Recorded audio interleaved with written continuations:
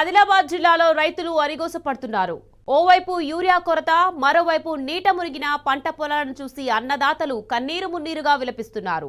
భారీ వర్షాలకు జైనద్, భేలా మండలాల్లో పంట పొలాలు కుళ్లిపోయాయి. పెన్గంగా నది పరివాహక ప్రాంతంలోని పలు గ్రామాల్లో వరదలకు దెబ్బతిన్న పంట పొలాలను మాజీ మంత్రి జోగురామన్న పరిశీలించారు. కాంగ్రెస్ హయాంలో రైతులు తీవ్ర సంక్షోభాన్ని ఎదుర్కోవాల్సి వస్తుందని మండిపడ్డారు. కనీసం ఇలాంటి విపత్కర పరిస్థితుల్లోనైనా ప్రభుత్వం రైతులకు 25,000 రూపాయల ఆర్థిక సహాయాన్ని అందించాలని డిమాండ్ చేశారు.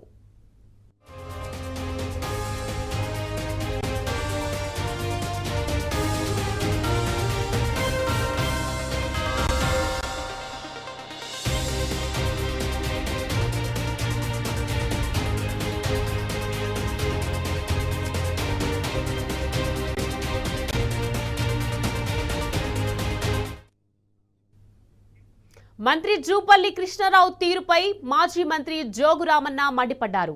ఆదిలాబాద్ జిల్లాలో భారీ వర్షాలకు నష్టపోయిన రైతులను మంత్రి జూపల్లి కనీసం పరామర్శించకపోవడం సిగ్గుచేటని ఫైర్ అయ్యారు. మంత్రి జూపల్లి ఆదిలాబాద్ జిల్లాలో పర్యటించి రైతుల సమస్యల పరిష్కరించాలని డిమాండ్ చేశారు. రైతులకు నష్టపరిహారం అందే వరకు బీఆర్ఎస్ పార్టీ అండగా ఉంటుందని తేల్చి చెప్పిన జోగురామన్నతో మా ప్రతినిధి రాజు ఫేస్ టు ఫేస్. ఆదిలాబాద్ జిల్లాలో భారీ వర్షాల కారణంగా తీవ్రంగా పంటలు దెబ్బతిన్నాయి. ప్రధానంగా పెన్గంగా పరివాహక ప్రాంతాల్లో ఉన్న జైనద్, బేలా మండలాల్లో పలు గ్రామాలలో పూర్తిగా పంటలు నష్టం జరిగింది. ఈ పంట పొలాల్లో పూర్తిగా ఇసుక మేటలు వేసిన పరిస్థితి ఉంది. గత 4-5 రోజులు కూడా అధికారులు వచ్చి సర్వే చేస్తారని రైతులు దీనంగా ఎదురు చూస్తున్నారు. అయితే ఈ నష్టపోయిన పంట పొలాలను బీఆర్ఎస్ పార్టీ జిల్లా అధ్యక్షుడు మాజీ మంత్రి జోగురామన్న పరిశీలించడం జరిగింది. రైతులను అడిగి వారి బాధలను తెలుసుకోవడం జరిగింది.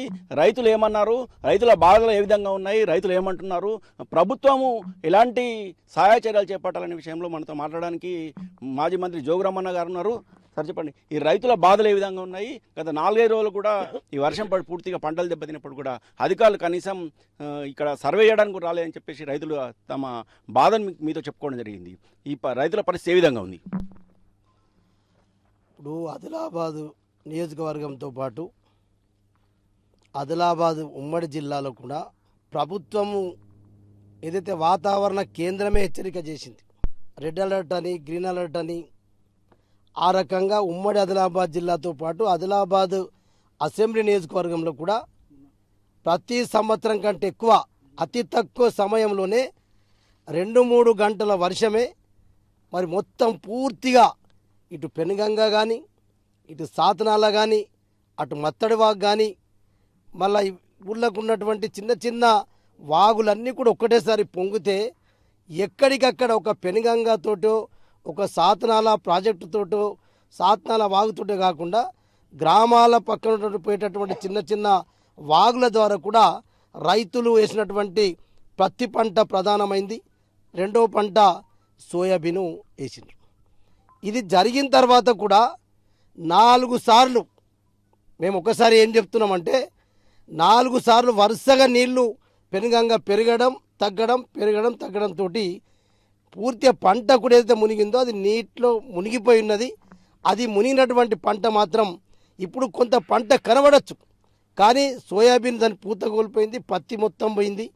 ఇప్పుడు నష్టపోయిన తర్వాత అది అసలే రాదు. కాబట్టి మేము మొన్న జిల్లా ఇన్ఛార్జ్ మంత్రి గారు వచ్చిండ్రు. ఎందుకు వచ్చినట్టు, జిల్లా ఇన్ఛార్జ్ మంత్రి వచ్చి ఈ రైతుల పొలాలకు వచ్చి చూస్తే అర్థమవుతుంది. జిల్లా ఇన్ఛార్జ్ మంత్రి గారు పొద్దున వెళ్ళి నిర్మల్కి వచ్చిండు. నిర్మల్లో ఏం లేదు.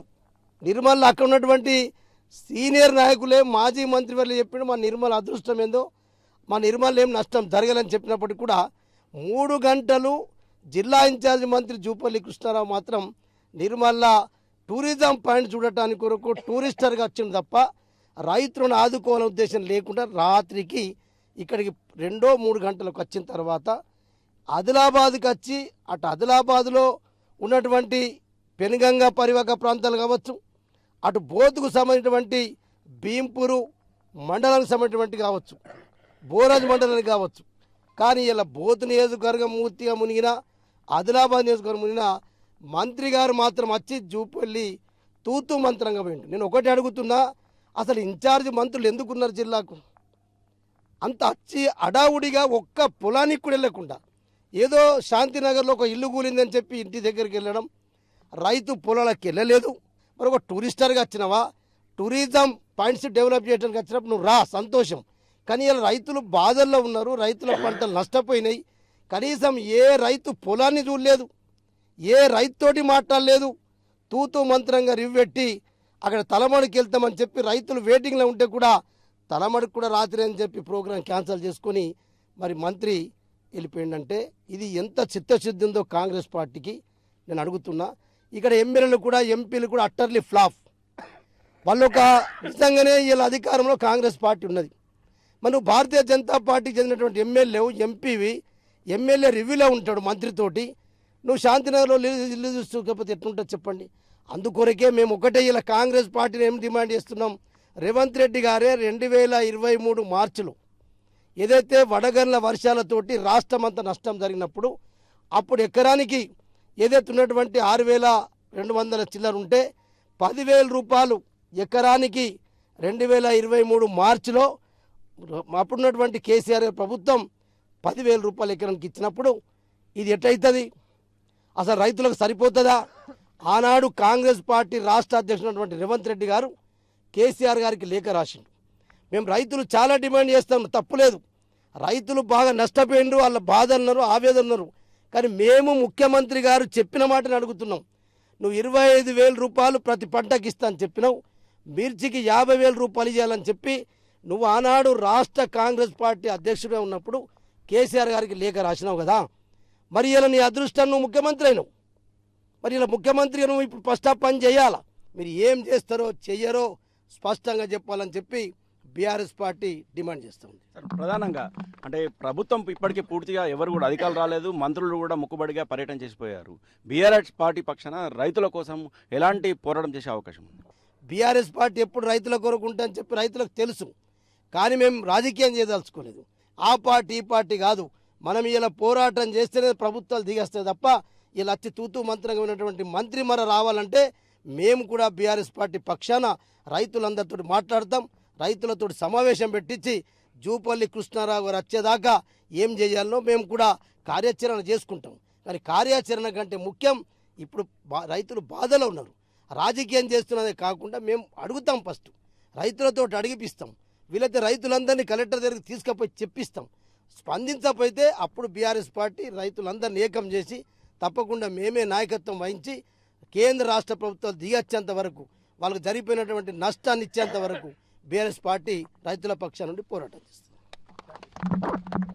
భారీ వర్షాల కారణంగా ఆదిలాబాద్ జిల్లా వ్యాప్తంగా అపార నష్టం జరిగిందని, అయితే అధికార పార్టీ మాత్రము మొక్కుబడిగా పర్యటన చేస్తూ రైతులను ఆదుకునే విషయంలో జాప్యం చేస్తుందని, ఈ జాప్యాన్ని మాత్రం సహించలేని బీఆర్ఎస్ పార్టీ పక్షాన తాము రైతుల కోసం పోరాడతామని, ఇప్పటికైనా ప్రభుత్వం వెంటనే నష్టపరిహారాన్ని వెంటనే తక్షణం చెల్లించాలని ఈ సందర్భంగా జోగురామన్న డిమాండ్ చేయడం జరుగుతున్నది. వీడియో జర్నలిస్ట్ పవన్తో రాజు, టీ న్యూస్, ఆదిలాబాద్ జిల్లా నుంచి.